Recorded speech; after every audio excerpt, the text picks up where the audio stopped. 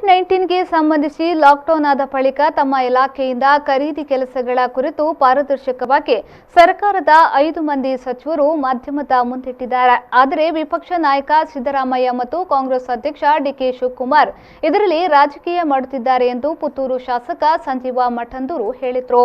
Mini ವಿಧಾನಸೌಧದ ಶಾಸಕರ ಕಚೇರಿಯಲ್ಲಿ ಮಾಧ್ಯಮದವರ ಪ್ರಶ್ನೆಗೆ ಉತ್ತರಿಸಿದ ಅವರು, ಕೋವಿಡ್ ಕುರಿತು ಮುಖ್ಯಮಂತ್ರಿಗಳು ಕೂಡ ಏನೇನು ಆಗಿದೆ ಎಂಬ ಹೇಳಿಕೆಯನ್ನ ಕೊಟ್ಟಿದ್ದಾರೆ. ಆದರೆ ಇವತ್ತು ರಾಜಕೀಯ ಉದ್ದೇಶವೋ ದುರುದ್ದೇಶವೋ ಗೊತ್ತಿಲ್ಲ. ವಿಪಕ್ಷದವರಿಗೆ ವಿರೋಧ ಮಾಡುವುದು ಒಂದೇ ಉದ್ದೇಶ.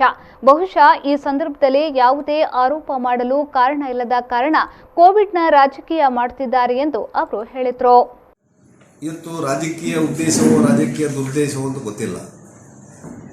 ವಿಪಕ್ಷದವರಿಗೆ ವಿರೋಧ ಮಾಡುವುದೇ ಒಂದೇ ಉದ್ದೇಶ ಅಂತೇಳಿ ಬಹುಶಃ ಈ ಒಂದು ಸಂದರ್ಭದಲ್ಲಿ ಯಾವುದೇ ಬೇರೆ ಆರೋಪ ಮಾಡಲಿಕ್ಕೆ ಕಾರಣಗಳಿಲ್ಲದ ಕಾರಣ ಕೊರೋನಾದ ಸಂದರ್ಭದಲ್ಲಿ ಕೊರೋನಾ ರಾಜಕೀಯವನ್ನು ಮಾಡ್ತಾ ಇದ್ದಾರೆ.